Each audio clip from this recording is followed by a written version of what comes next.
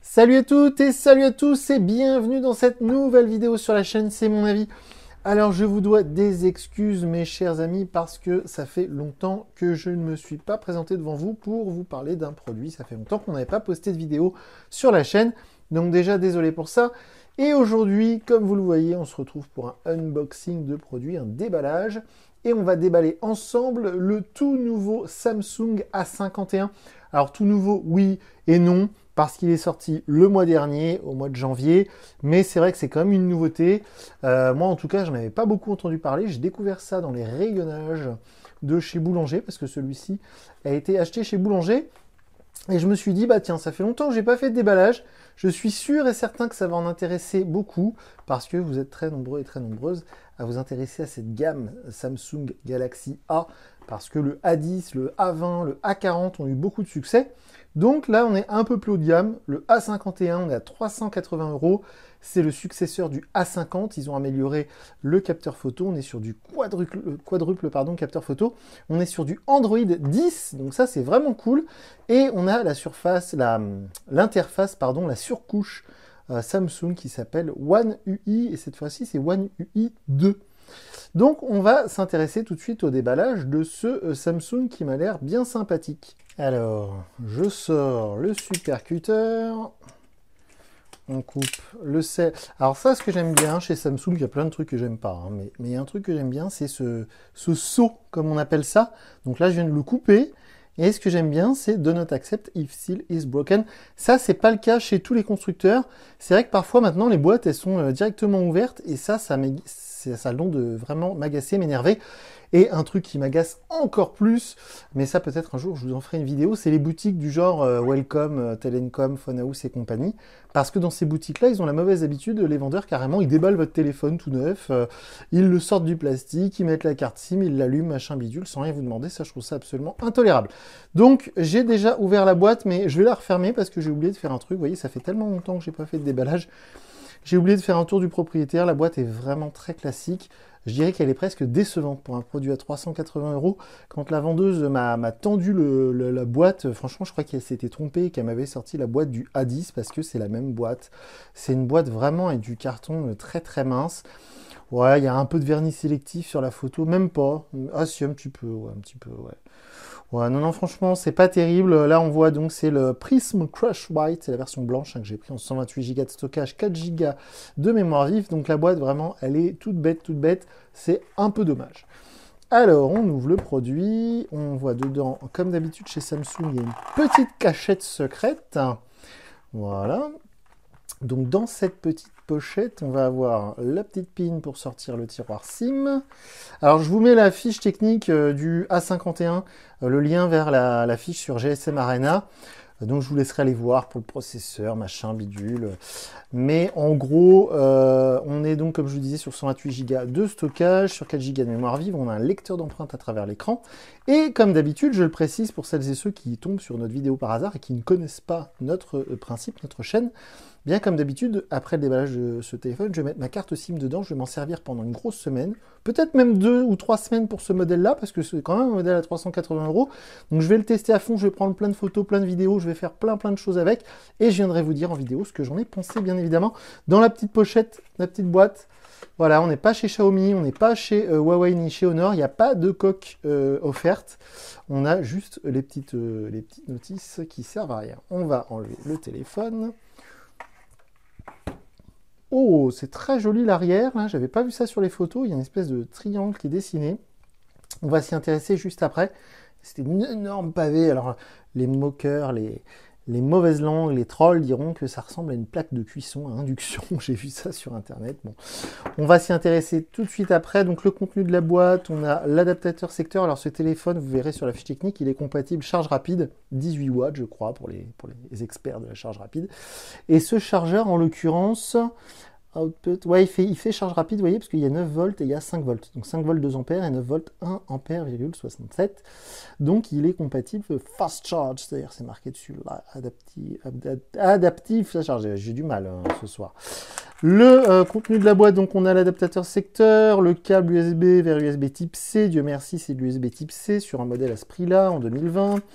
On a les petites oreillettes qui sont vraiment des oreillettes de merdouille, j'espère que le son est correct, mais enfin franchement un conseil, achetez-vous un casque Bluetooth ou des oreillettes Bluetooth. Et c'est tout, il n'y a plus rien dans la boîte, on a tout déballé. Donc maintenant vient le moment de s'intéresser au téléphone en lui-même. Alors voyons voir cet engin. Alors c'est vrai que pendant longtemps sur la chaîne, si vous remontez au début de la chaîne, de notre chaîne YouTube, qui a donc été créée en 2017, hop, eh bien c'est vrai que j'ai quand même boudé pas mal les Samsung, parce que il y a 3 ans, les Samsung, on rappelle que c'était le tout début de la gamme A, donc le A3 par exemple, j'avais testé le A3 2017, je crois, qui était une catastrophe, et c'est vrai que les Samsung, bon j'étais vraiment échaudé comme on dit, j'avais eu le Note 8 il y a quelques temps, quelques années maintenant, que j'avais pas mal apprécié, mais leur interface TouchWiz qui est devenue One UI, c'était vraiment une catastrophe. Et donc là, c'est quand même vachement mieux ces derniers temps. Et en plus, je trouve qu'ils ont fait des efforts sur les prix. Et sur le design aussi, la preuve en est avec ce A51, je vais enlever cette étiquette immonde, parce que là, le design est franchement sympa. Alors en noir, il est vraiment tristoun, je voulais le prendre en bleu, mais on le trouve nulle part, fallait le commander et tout, attendre. Donc j'ai pris le blanc, et franchement, c'est très très sympa. Alors de toute façon, vous allez tous mettre une coque là-dessus, donc je pense que on ne verra jamais ces magnifiques reflets sur lesquels Samsung a travaillé, j'imagine, pendant des mois. Il y a un petit peu de colle. C'est très très joli. Comme d'habitude, comme la dernière fois, j'avais envie de dire, sur le Samsung, je crois que c'était le A20e ou le A40, j'avais eu ça aussi, les petits autocollants tout autour. On va enlever ça tout de suite. C'est une drôle d'idée de faire ça à chaque fois. Il n'y a que eux qui font ça en fait. Il n'y a pas de protection sur l'écran, non. Alors, le tour du propriétaire, il y a encore un plastique en dessous, on va l'enlever vite fait. J'arrive pas, où est-ce qu'il est?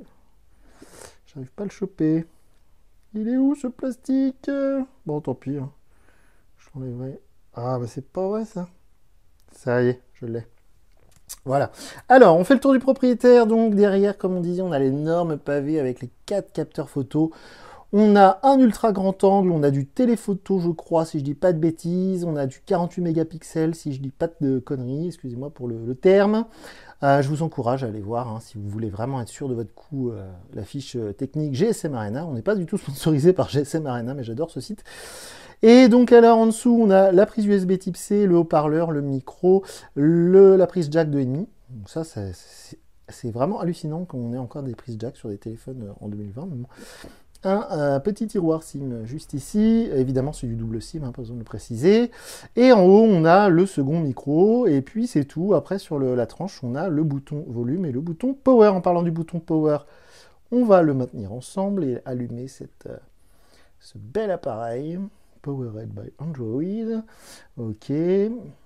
Alors franchement voilà, comme je disais tout à l'heure, les Samsung pendant longtemps je les ai un petit peu boudés, et ces derniers temps, il faut dire qu'ils reviennent pas mal. Et avec les ennuis de Huawei et Google, enfin plutôt les ennuis diplomatiques entre la Chine et les États-Unis font que Huawei a été un peu pénalisé par tout ça. Et c'est vrai que j'ai l'impression, pour travailler beaucoup avec des clients qui ont des problèmes avec leur smartphone, j'ai l'impression que Samsung, ça revient vraiment, vraiment beaucoup. Le A10 est un succès énorme chez tous les opérateurs, c'est vraiment le modèle le moins cher. Alors, ça a été assez rapide. Oui, pourquoi? Dans quelle langue me parles-tu? Ok. Alors, on va mettre le français. Donc déjà, vous pouvez voir, alors, faut pas vous fier à l'aspect un peu jauni de l'écran, hein. Pour l'avoir sous les yeux, il est d'un blanc immaculé, il n'y a aucun souci. Au niveau des bordures, elles sont un petit peu épaisses, mais franchement, ça va. Et puis, on a le petit trou. Moi, j'aime beaucoup ce petit trou au milieu, comme sur les grands modèles Samsung, les modèles plus haut de gamme. Français de France, voilà, suivant. On va aller, comme d'habitude, jusqu'à l'écran de démarrage, l'écran d'accueil, pardon. Et puis, je vais vous laisser là. Alors, ignorer le Wi-Fi. Pourquoi tu ne veux pas? Une connexion réseau est requise pour configurer la connexion. Ah bon? D'accord. Bon. Bien, je vais taper tout de suite mon mot de passe Wi-Fi et je reviens. Bon, c'est assez étonnant, c'est la première fois depuis tous les unboxings que je fais qu'il y a marqué que c'est nécessaire, obligatoire d'avoir une connexion pour continuer. C'est vraiment la première fois que je vois ça. D'habitude, on peut zapper l'étape du Wi-Fi, zapper l'étape de la carte SIM et continuer. Mais là, il voulait vraiment pas. Donc j'ai mis le Wi-Fi, tant pis. Et en plus de ça, il nous demande de redémarrer. Mais qu'est-ce que c'est que ce bordel? Configuration de l'opérateur. Mais comment il peut configurer l'opérateur alors qu'il n'y a pas de carte SIM dans le téléphone? Bon, c'est original. Je serais peut-être amené à couper parce que si le redémarrage est assez long, je ne vais pas vous laisser poireauter. Alors, voyons voir. Bon, ça y est, on a enfin redémarré. Maintenant, il recherche des mises à jour. Je suis très étonné de ce processus de démarrage. Très honnêtement, j'avais jamais vu ça. D'habitude, on clique sur suivant, suivant, suivant, puis on arrive sur la page d'accueil. Franchement, là, c'est la première fois que j'ai ça. Hein. C'est très étonnant. Alors, c'est peut-être lié à la nouvelle version Android 10. C'est peut-être ça. D'ailleurs, il me semble, si je dis pas de bêtises, je crois que c'est le premier smartphone que j'utilise où il y a Android 10 dessus. Je crois qu'Android 10 s'appelle Q, si je dis pas de bêtises. Donc c'est MNOPQ, ouais c'est ça, la dernière version, donc c'est Q, Q en français. Recherche de mise à jour, c'est pareil, j'espère que ça va pas durer des plombs, hein, parce qu'on va pas rester là des heures. Alors, voyons voir, ça tourne, ça tourne. Installation des mises à jour, oui, donc visiblement... Alors heureusement, on est fibré ici, hein, parce que du coup, il a pris le Wi-Fi, puis je crois qu'il télécharge ses mises à jour. C'est très très étonnant, parce que le mec qui déballe son téléphone dans sa bagnole, parce qu'il est en panne de téléphone, il a acheté un A51 très très vite, parce que c'est le seul modèle qui était dispo dans le magasin, il met sa carte SIM, et vite, vite, vite, il veut s'en servir, et bah heureusement qu'il n'est pas en train de mourir. Alors, copier vos applications, vos données, non, on s'en fout. Alors, un instant, oui, bah de toute façon, depuis tout à l'heure, on fait que ça. Vérification des informations. Ok, ça tourne, ça on le fera plus tard. Ça on le fera plus tard. Ok, allez, ok, suivant, plus, d'accord, accepté. Ça, pareil, je le ferai plus tard, donc comme je vous ai dit... Ah, je bafouille aujourd'hui, pardon. Comme je vous ai dit tout à l'heure, il est possible de déverrouiller ce téléphone, un Samsung A51, en posant son doigt parce qu'il y a un lecteur d'empreintes caché sous l'écran. Et évidemment, il y a la reconnaissance faciale. Et puis, il y a toutes ces histoires de code et de mots de passe. On va faire ignorer quand même. Voilà, je le ferai plus tard. Finalisation du processus. On va enfin arriver sur la page d'accueil de One UI 2. Mes chers amis, One UI 2 avec Android 10. Est-ce que c'est précisé sur la boîte que c'est Android 10? Non, même pas. Nulle part. Alors, finalisation du processus. J'espère que ça va être rapide. Vous vérifierez par vous-même, mais je crois qu'on est sur du processeur Exynos, donc un processeur made in Samsung. Toujours sous licence ARM évidemment, pour les plus technophiles d'entre vous. Ça tourne, ça tourne. Alors, un petit détail pendant que ça continue de charger, une petite anecdote. Donc, il y a ce nouveau A51, il va y avoir aussi un M31, apparemment. En tout cas, dans l'entrée de gamme aussi, chez Samsung, il va y avoir des nouveautés au printemps. Donc, tous les nouveaux modèles, si j'ai bien compris, vont finir par 1 pour se distinguer des modèles sortis en 2019. Et j'ai vu aussi qu'au-dessus du A51, on a un Note 10 Lite qui m'intéresse beaucoup, mais qui coûte très cher. Donc, je ne sais pas si je testerai le Note 10 Lite. Ignorer, ignorer, terminé. Attention, attention, on va enfin arriver sur la page d'accueil. Eh ben non, toujours pas. Ignorer. Oui, ça y est, on y est enfin sur la page d'accueil de One UI 2. Ça y est. Ça y est, ça y est. Donc, comme je vous disais, je vais mettre ma carte SIM. Je vais utiliser ce très sympathique Samsung A51 pendant quelques jours, voire quelques semaines, et je viendrai vous dire en vidéo sur la chaîne ce que j'en ai pensé. Allez, je vous dis à bientôt sur la chaîne. Salut!